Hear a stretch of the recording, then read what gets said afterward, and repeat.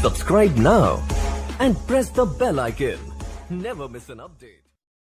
नमस्कार मित्रों, स्वागत करता हूं सबका इस YouTube चैनल पर जिसका नाम है स्टडी विद पीएन लोधा। साथियों, आज से सामाजिक शिक्षण के टेस्ट नंबर 1 की शुरुआत की है।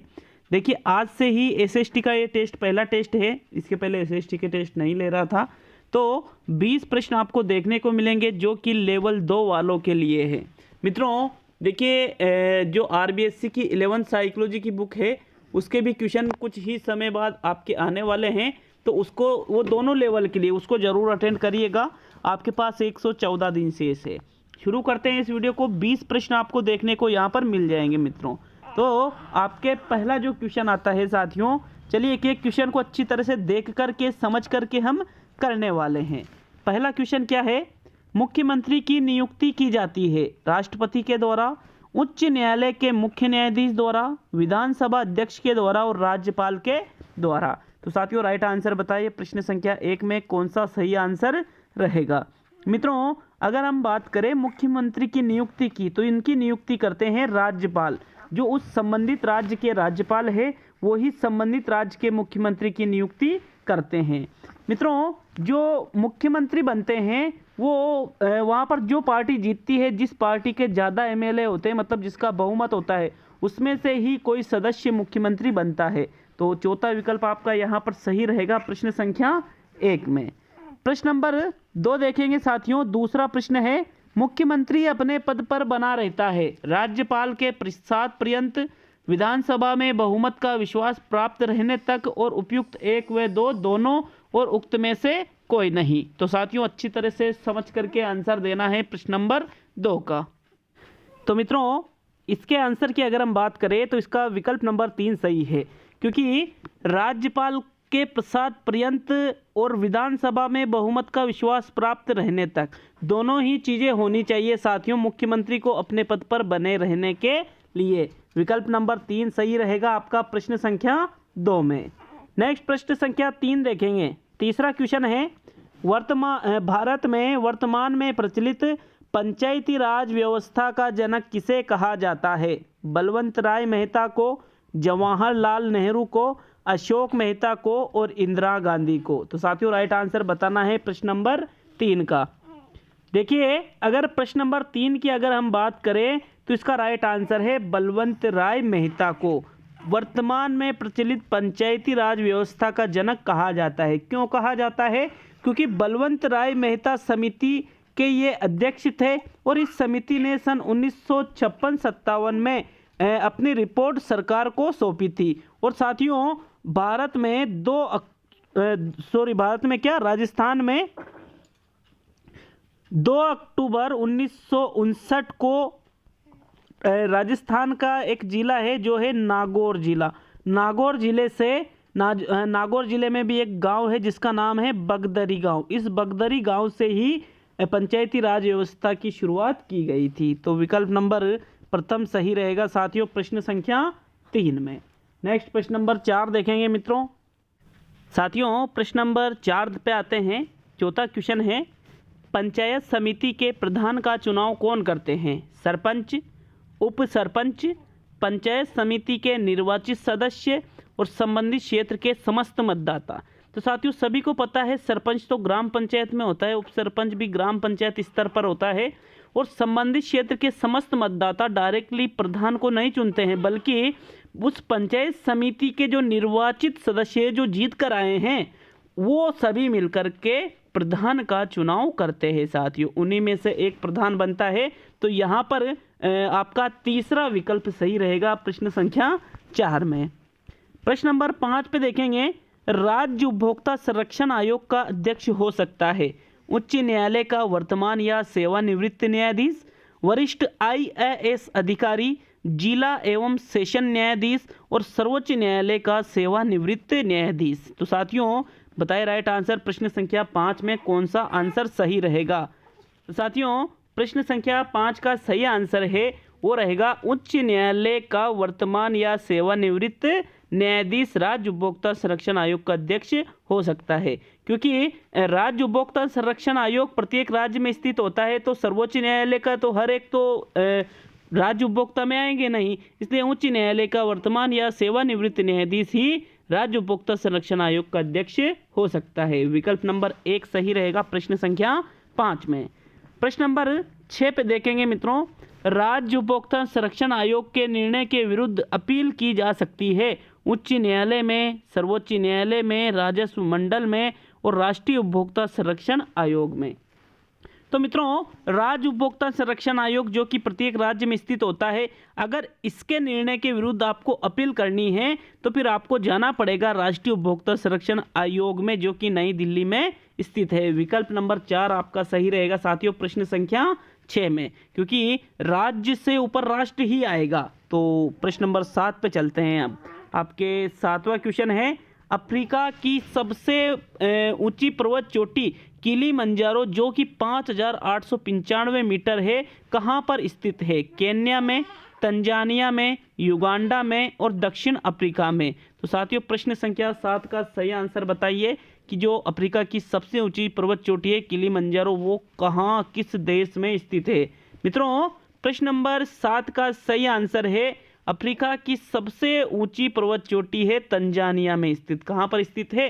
तंजानिया में।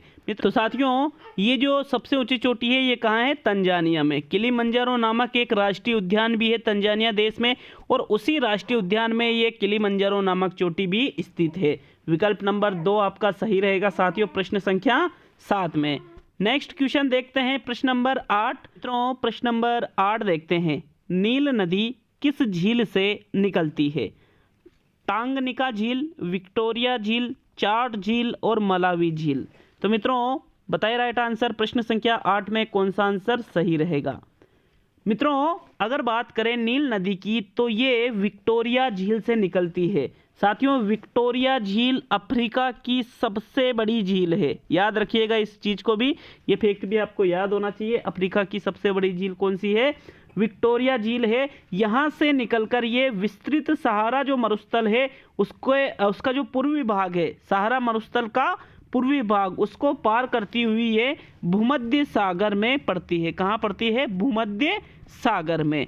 तो यहाँ पर आपका प्रश्न 8 में दूसरा विकल्प सही रहेगा। नेक्स्ट प्रश्न संख्या 9 पे चलते हैं। 9वां क्वेश्चन है, निम्न में से कौन सी कायांतरित चट्टान है? ग्रेनाइट, शेल, संगमरमर और बेसाल्ट। तो साथियों प्रश्न संख्या 9 का आंसर दीजिएगा। कायांतरित चट्टान कौन सी है? साथियों, संगमरमर यहाँ पर कायांतरित चट्टान का उदाहरण है। कायांतरित चट्टान की अगर हम बात करें तो साथियों कायांतरित चट्टानें जो होती है वो जो आग्नेय और जो अवसादी चट्टानें हैं, इनके ताप और दाब के कारण ये रूपांतरित हो जाती है और इनको ही कहा जाता है कायांतरित चट्टानें। तो विकल्प नंबर 3 आपका यहाँ पर सही है प्रश्न संख्या 9 में। नेक्स्ट प्रश्न संख्या 10, विश्व की सबसे गहरी झील है रुडोल्फ, मृत सागर, टेगानिक और रियो ग्रैंड। तो साथियों विश्व की सबसे गहरी झील कौन सी है? राइट आंसर बताइए। वैसे विश्व की सबसे गहरी झील तो बेकाल झील है। कौन सी है? बेकाल। लेकिन बेकाल विकल्प में नहीं है, तो फिर आपका राइट आंसर रहेगा टेगानिक। विकल्प नंबर 3 सही है प्रश्न संख्या 10 में। तो 10वें क्वेश्चन में तीसरा विकल्प आपका सही रहेगा, लेकिन याद रखना है सबसे गहरी झील अगर बेकाल विकल्प में है तो बेकाल ही आपका राइट आंसर रहेगा साथियों। प्रश्न नंबर 11 देखेंगे। 11वां क्वेश्चन है, महादेव पहाड़ियाँ अभिन्न अंग है सतपुड़ा का, पश्चिमी घाट का, पूर्वी घाट का और विंध्य का। तो साथियों प्रश्न नंबर 11 का राइट आंसर बताइए, महादेव पहाड़ियाँ किसका अभिन्न अंग है? मित्रों, महादेव पहाड़ियाँ सतपुड़ा का अभिन्न अंग है, जो कि सतपुड़ा कहाँ पर पड़ता है? सेंट्रल एमपी, जो सेंट्रल एमपी है उसका अभिन्न अंग है सतपुड़ा, और इसका अभिन्न अंग क्या है? महादेव पहाड़ियाँ। सेंट्रल मतलब मध्य, जो मध्य प्रदेश है वहाँ का। तो विकल्प नंबर प्रथम सही रहेगा आपका प्रश्न संख्या 11 में। नेक्स्ट प्रश्न नंबर 12 पे देखेंगे मित्रों। 12वां क्वेश्चन है, पाममन द्वीप स्थित है भारत व श्रीलंका के बीच, जापान व कोरिया के बीच, यूके व फ्रांस के बीच और भारत व पाकिस्तान के बीच। मित्रों राइट आंसर बताइए प्रश्न 12 में। मित्रों प्रथम विकल्प सही है, भारत व श्रीलंका के बीच में ही पामन द्वीप स्थित है। मित्रों, अगर हम बात करें पामन द्वीप की तो इसको रामेश्वर द्वीप के नाम से भी जाना जाता है, रामेश्वरम द्वीप के नाम से भी इसको जाना जाता है। और अगर भारत की बात करें तो ये भारत में तमिलनाडु जो कि एक राज्य है इस पर स्थित है। विकल्प नंबर प्रथम सही रहेगा आपका प्रश्न संख्या 12 में। नेक्स्ट प्रश्न नंबर 13 देखेंगे। 13वां क्वेश्चन है, चेरापूंजी में विश्व में सबसे अधिक वर्षा होती है क्योंकि वहाँ निम्न दाब रहता है, वहाँ सदा भाप भरी हवाएं चलती है, वहाँ वर्ष भर वर्षा होती रहती है और वहाँ की पहाड़ियाँ ये थोड़ा मिस टाइप है की आकृति की है। तो मतलब इसमें मुझे ये लिखना चाहिए था कि वहाँ की जो पहाड़ियाँ हैं वो सीढ़ी नुमा आकृतियों की है। ये शब्द थोड़ा लिखने में मिस्टेक हो गया है साथियों। तो राइट आंसर इसका जो आता है वो है वहाँ की जो पहाड़ियाँ हैं वो किस आकृतियाँ की है, सीढ़ी नुमा आकृतियों की है, इसलिए वहाँ पर सबसे अधिक वर्षा होती है। विकल्प नंबर 4 सही है साथियों प्रश्न संख्या 13 में। और आपको ये भी याद होना चाहिए कि चेरापूंजी का हाल ही में नाम बदलकर सोहरा रख दिया है साथियों। क्या रख दिया है? चेरापूंजी का नाम बदलकर सोहरा रख दिया है। विकल्प नंबर आपका 4 यहाँ सही है। एक्स्ट्रा नॉलेज भी आपको मिलना ही चाहिए। प्रश्न संख्या 14 देखेंगे मित्रों। प्रश्न 14 है, निम्न में से किस मिट्टी को रेगूर मिट्टी भी कहते हैं? रेगिस्तानी मिट्टी को, पीट मिट्टी को, काली मिट्टी को और लाल मिट्टी को। तो रेगूर मिट्टी किसे कहा जाता है? मित्रों, राइट आंसर इसका है काली मिट्टी को ही रेगूर मिट्टी के नाम से जाना जाता है। और इस काली मिट्टी जो कि सर्वाधिक जो कपास की खेती है उसके लिए उपयुक्त मानी जाती है। विकल्प नंबर 3 सही है आपका प्रश्न संख्या 14 में। नेक्स्ट प्रश्न नंबर 15 देखेंगे मित्रों। 15वां क्वेश्चन आपके है, केरल की जीवन रेखा है पेरियार नदी, पाइकारा नदी, थम्बीराबरनी नदी और पंबा नदी। तो साथियों, केरल की जीवन रेखा कौन सी नदी को कहा जाता है? प्रश्न 15 का आंसर दीजिएगा। पेरियार नदी को ही केरल की जीवन रेखा कहा जाता है साथियों। और ये केरल की सबसे लंबी नदी भी है। सबसे लंबी नदी भी कौन सी है? पेरियार नदी ही है। मित्रों, ये जो पेरियार नदी है इसी पर इद्दुक्की बांध भी बना हुआ है। इद्दुक्की बांध भी इसी पर बना हुआ है। और ये जो इद्दुक्की बांध है साथियों, ये केरल में जल विद्युत का सबसे बड़ा स्रोत भी है। और ये कौन सी नदी पर है? पेरियार नदी पर। तो प्रथम विकल्प आपका सही है प्रश्न संख्या 15 में। नेक्स्ट प्रश्न नंबर 16 देखेंगे। निम्न में से कौन सा चंबल घाटी परियोजना से संबंधित नहीं है? गांधी सागर, राणा प्रताप सागर, जवाहर सागर और गोविंद सागर। तो साथियों, राइट आंसर दीजिए कि कौन सा चंबल घाटी परियोजना से संबंधित नहीं है। मित्रों देखिए, चंबल घाटी परियोजना पर गांधी सागर भी बना हुआ है, राणा प्रताप सागर भी बना हुआ है, जवाहर सागर भी बना है, लेकिन गोविंद सागर चंबल घाटी परियोजना में शामिल नहीं है। तो विकल्प नंबर आपका 4 सही है प्रश्न संख्या 16 में। नेक्स्ट प्रश्न नंबर 17 देखेंगे। देश की सबसे लंबी सड़क सुरंग है जवाहर सुरंग जम्मू कश्मीर, चेनानी नाशरी सुरंग, करबुडे सुरंग महाराष्ट्र और नटुवाड़ी सुरंग महाराष्ट्र। तो साथियों बताएं राइट आंसर, देश की सबसे लंबी सड़क सुरंग कौन सी है? मित्रों, राइट आंसर जो है वो रहेगा चेनानी नाशरी सुरंग देश की सबसे लंबी सड़क सुरंग है, जो कि लगभग 9.26 किलोमीटर लंबी है। कितनी है? 9.26 किलोमीटर। साथियों, आपको ये भी साथ में पता होना चाहिए कि भारत में एक और सुरंग बन रही है जो कि है जोजिला सुरंग, जिसकी लंबाई है 14 किलोमीटर। ये सबसे लंबी सड़क सुरंग बन जाएगी जब ये पूर्ण रूप इसका हो जाएगा साथियों। तो अभी वर्तमान में तो चेनानी नाशरी सुरंग ही राइट आपका आंसर रहेगा प्रश्न 17 में दूसरा विकल्प। प्रश्न नंबर 18 देखेंगे साथियों।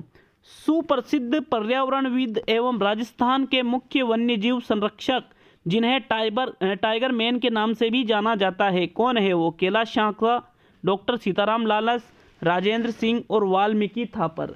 तो साथियों राइट आंसर है टाइगर मैन के नाम से तो एक ही व्यक्ति को जाना जाता है जो है कैलाश सांकला। प्रथम विकल्प सही है प्रश्न 18 में।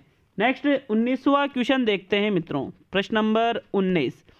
भारत में हरित क्रांति के जन्मदाता कौन है?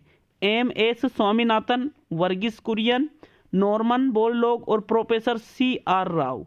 तो मित्रों भारत की अगर बात करें, अगर विश्व की पूछता तो नॉर्मन बोरलॉग होता, लेकिन भारत की अगर बात करें तो रहेगा एम.एस. स्वामीनाथन। विकल्प नंबर 1 सही है। और भारत में हरित क्रांति की शुरुआत 1966-67 से हुई है साथियों। प्रश्न नंबर 19 में पहला विकल्प सही रहेगा। और आज का अंतिम और 20वां क्वेश्चन देखते हैं, लेकिन मैं आपको बता दूं, अगर आपको वीडियो अच्छा लगता है तो लाइक जरूर करिएगा और ये भी बताइएगा कि क्या आपको एसएसटी की टेस्ट सीरीज कंटिन्यू चाहिए या नहीं, क्योंकि एसएसटी की टेस्ट सीरीज में मैं क्या करता हूँ, मतलब ज़्यादा माइंड नहीं करता है कि यार एसएसटी की टेस्ट सीरीज भी बनाऊं, फिर भी मेहनत करके लगभग 2-3 घंटे मेहनत करता हूं और फिर क्वेश्चन बनते हैं कि भाई हाँ कुछ विशेष प्रश्न जो मुझे लगते हैं वो मैं आपके लिए लेकर आता रहता हूं। तो जरूर बता कर जाए कि कंटिन्यू चाहते हो या नहीं। प्रश्न 20, भारत में नवीकरणीय ऊर्जा स्रोत में सर्वाधिक ऊर्जा प्राप्त होती है? सौर ऊर्जा से, पवन ऊर्जा से, बायोमास ऊर्जा से और लघुपन ऊर्जा से। तो मित्रों भारत में अगर बात करें नवीकरणीय ऊर्जा स्रोत, मतलब वह ऊर्जा स्रोत जिनका प्रयोग आप लगातार कर सकते हो, ठीक है, जो खत्म होने के बाद भी दोबारा उस ऊर्जा बनाई जा सकती है। तो सर्वाधिक ये प्राप्त होती है पवन ऊर्जा से। किससे प्राप्त होती है? पवन ऊर्जा से। विकल्प नंबर 2 आपका सही है साथियों प्रश्न 20 में। तो इसके कुछ समय बाद ही आपके साइकोलॉजी का भी टेस्ट आ रहा है, जो आरबीएससी की 11th की बुक है उससे आ रहा है टेस्ट, तो उसको भी जरूर अटेंड करिएगा साथियों। बहुत बहुत धन्यवाद, मिलते हैं अगले वीडियो में।